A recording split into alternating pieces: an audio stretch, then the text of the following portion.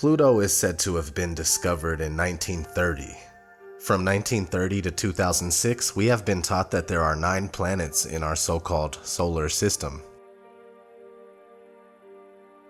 In 2006, Pluto was stripped of its planetary status, meaning since 2006, the International Astronomical Union officially recognizes 8 planets. Well, what if I told you that there are only 7 planets, including the Moon and the Sun, and not including Earth?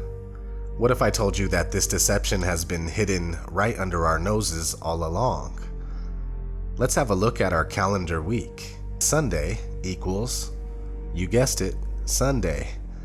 Monday equals Moon Day. Tuesday equals Mars Day. Wednesday equals Mercury Day. Thursday equals Jupiter Day. Friday equals Venus Day. Saturday equals Saturn Day. These are the original 7 planets encoded in our weekdays. Let's have a look at the etymology of planet.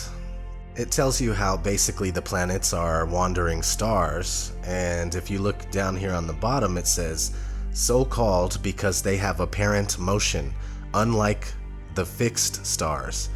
Originally included also the Moon and Sun.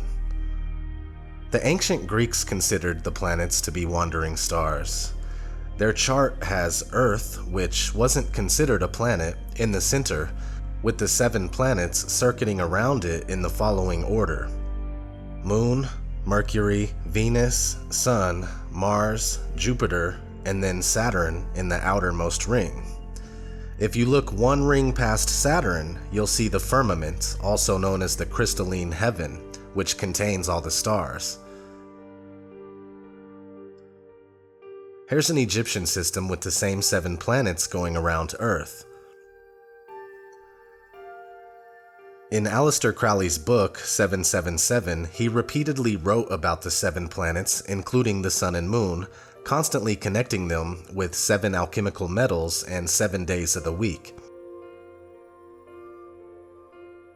If you look at the Sefer Yetzirah, the Book of Creation, which is the oldest known Kabbalistic text, it has tons of references to 7. Kinda like the Bible, some parts of the Bible anyway. 7 archangels, 7 seals, and if you look at chapter 4, verse 7, it says, 7 planets in the universe: Saturn, Jupiter, Mars, Sun, Venus, Mercury, Moon. 7 days in the year, the 7 days of the week, 7 gates in the souls, male and female, 2 eyes, 2 ears, 2 nostrils, and a mouth. In chapter 4, verse 15, it says 7 universes, 7 lands, 7 seas, 7 rivers, 7 deserts, 7 days, 7 weeks, 7 years, 7 sabbaticals, 7 jubilees, and the holy palace. Therefore he made 7s, beloved under all the heavens. Chapter 4 in this book is mostly about the number 7, and in this particular version of the Sefer Yetzirah that I'll be linking in the description, on page 187, it goes on explaining the 7 firmaments, the 7 earths, meaning 7 continents, and so on. I found that interesting. 33rd degree Freemason Manly P. Hall wrote quite a bit about the 7 planets in his most famous book entitled The Secret Teachings of All Ages. I'll read you a couple things. The 7 wonders of the world, while apparently designed for diverse reasons, were actually monuments erected to perpetuate the arcana of the mysteries. They were symbolic structures placed in peculiar spots, and the real purpose of their erection can be sensed only by the initiated. Eliphas Levi has noted the marked correspondence between these 7 wonders and the 7 planets. The 7 wonders of the world were built by widows' sons in honor of the 7 planetary genii. Their secret symbolism is identical with that of the 7 seals of Revelation and the 7 churches of Asia. Pythagoras, according to some authorities, divided the universe into 9 parts, according to others, into 12 parts. The 12-fold system was as follows: The first division was called the Empyrean, or the sphere of the fixed stars, and was the dwelling place of the immortals.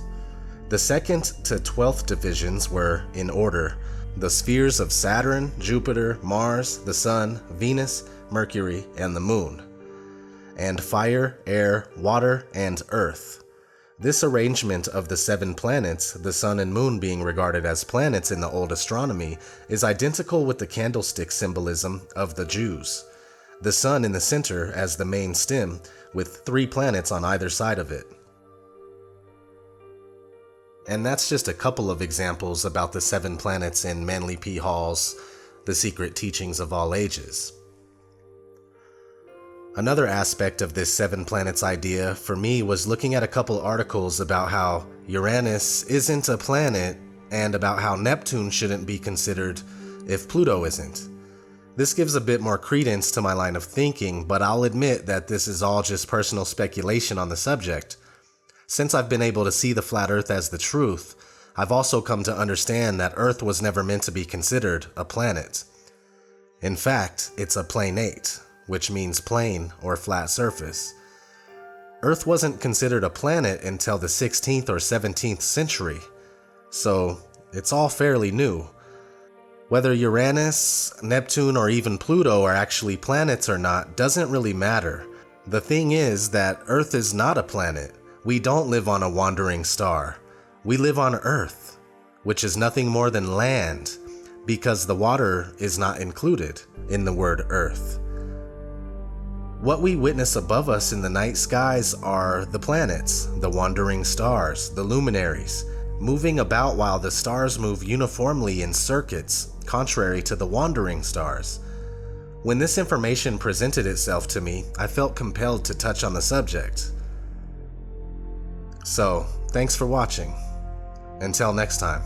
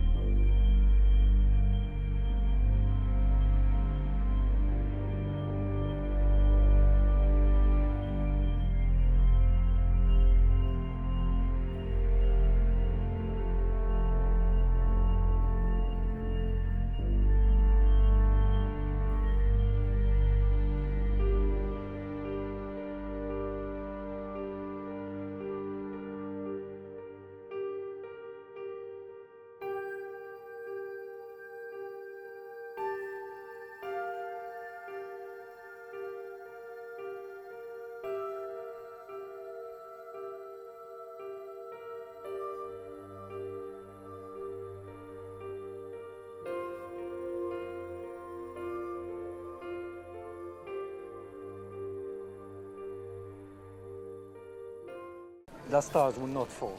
Oh, really? No, because they're fixed to the lid of the chest. The lid will open in 2 halves and then Jesus will appear. What chest are you talking about? Don't you know that the universe is a gigantic chest? Heaven is the lid on top, and the earth, the ground below. They haven't told this fool that the earth is round. The earth is flat. Your head is flat. Read the scriptures. If the earth is round, why don't the people at the bottom fall off? Huh? And what about the ones on the sides? Why don't they slide off? Think about that. Davis knows. Hey, brother, what do you say? Is the earth flat or round? Only God knows those things.